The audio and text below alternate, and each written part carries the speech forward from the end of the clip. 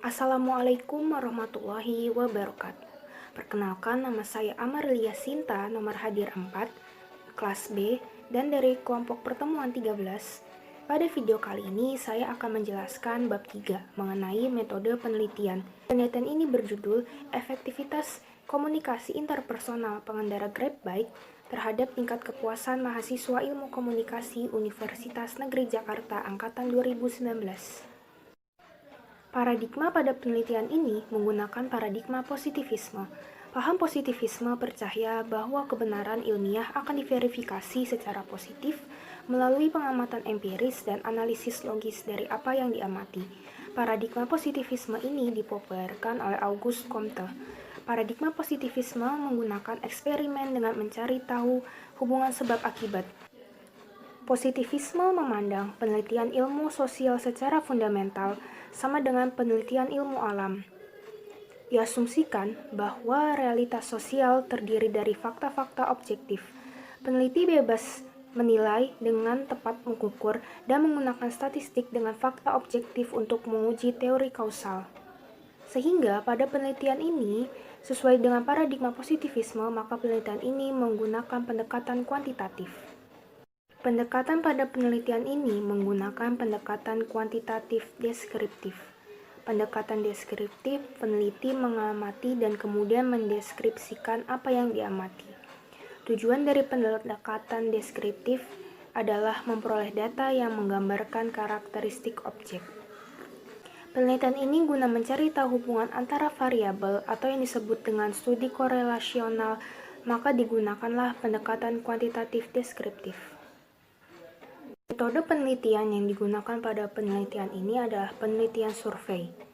Sesuai paradigma yang digunakan, yaitu paradigma positivisme, maka penelitian menggunakan penelitian survei. Paham positivisme bertumpu pada asumsi bahwa realitas sosial terdiri dari fakta objektif yang stabil. Selain itu, kita dapat dengan tepat mengukur ciri-ciri realitas sosial untuk mengubahnya menjadi data kuantitatif dan kemudian menggunakan statistik pada data tersebut untuk menguji hubungan kausal yang ada dalam realitas sosial. Survei pada penelitian ini bertujuan untuk memperoleh data faktual dari responden yang sudah dipilih. Survei ini menggunakan kuesioner untuk memperoleh data-data dari responden. Untuk mengumpulkan data dari responden, kuesioner disebar melalui Google Form kepada mahasiswa Ilmu Komunikasi Universitas Negeri Jakarta Angkatan 2019. Jenis penelitian ini adalah penelitian kuantitatif deskriptif. Pada pendekatan deskriptif, peneliti mengamati dan kemudian mendeskripsikan apa yang telah diamatinya. Tujuan adanya deskriptif ini adalah memperoleh data yang menggambarkan karakteristik objek yang telah diteliti. Pada penelitian kuantitatif, pengumpulan data diantaranya seperti kepuasan, data demografis, atau angka penjualan dan angka produksi. Populasi dan sampel pada penelitian ini adalah mahasiswa Ilmu Komunikasi Universitas Negeri Jakarta Angkatan 2019. Populasi berjumlah 82 mahasiswa dan sampel yang telah dihitung menggunakan rumus Hoffin sebanyak 27 mahasiswa. Populasi dipilih peneliti karena mahasiswa Ilmu Komunikasi Universitas Negeri Jakarta Angkatan 2019 memiliki mobilisasi yang tinggi dan cepat, dan banyak mahasiswa yang menggunakan ojek online Grab untuk pindah ke tempat satu ke tempat yang lainnya. Komunikasi interpersonal juga terjadi di antara pengendara Grab dan mahasiswa, sehingga peneliti ingin mengetahui tingkat kepuasan mahasiswa yang telah menggunakan jasa Grab Bike. Unit analisis pada penelitian ini adalah mahasiswa yang pernah menggunakan jasa Grab Bike. Subunit pada penelitian ini adalah mahasiswa Ilmu Komunikasi Universitas Negeri Jakarta Angkatan 2019. Unit analisis ini diperlukan agar menegaskan apa yang akan diteliti, sehingga hasil penelitian ini tidak melenceng dari fokus penelitian. Ukuran sampel pada penelitian ini menggunakan rumus Loffin. Rumus Loffin digunakan apabila sudah diketahui jumlah populasinya. Populasi pada penelitian ini berjumlah 82 mahasiswa dengan batas toleransi kesalahan sebesar 0,05, sehingga dari perhitungan ini diperoleh sampel sebanyak 27 mahasiswa. Teknik pengumpulan sampel pada penelitian ini menggunakan teknik sampel acak sederhana dan merupakan salah satu jenis dari probabilitas sampling. Metode pengumpulan data pada penelitian ini dengan cara menyebarkan kuesioner melalui Google Form.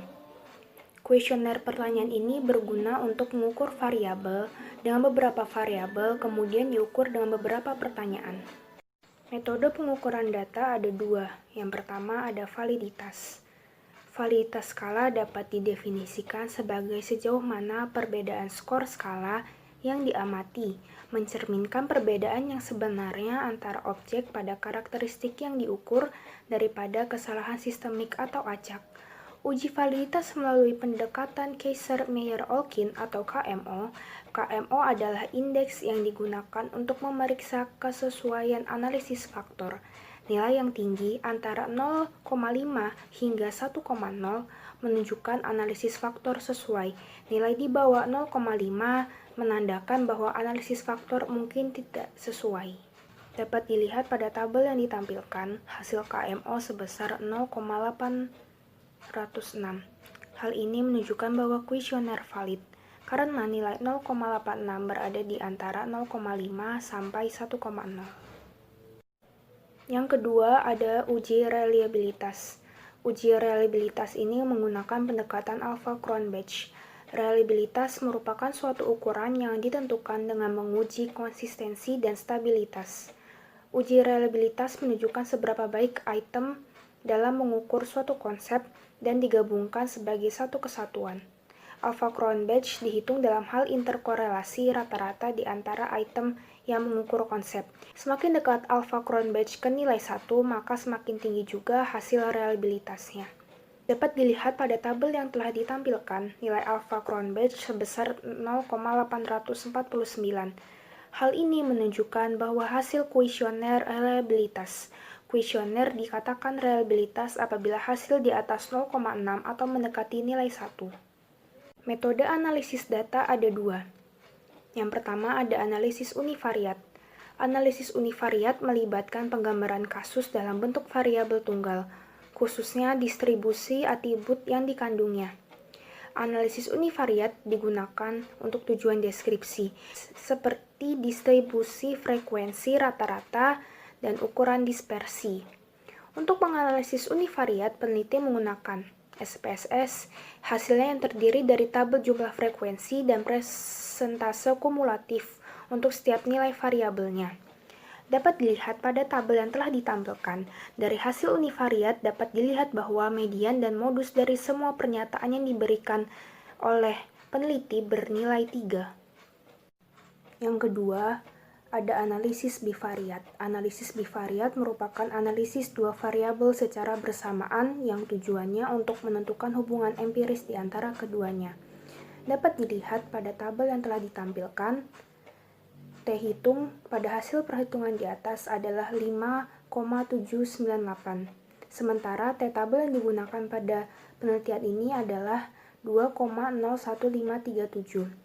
Apabila terdapat hubungan, maka T hitung lebih besar daripada T tabel, yang mana 5,798 lebih besar dari 2,01537, sehingga terdapat pengaruh antara variabel X dan Y. Terima kasih. Wassalamualaikum warahmatullahi wabarakatuh.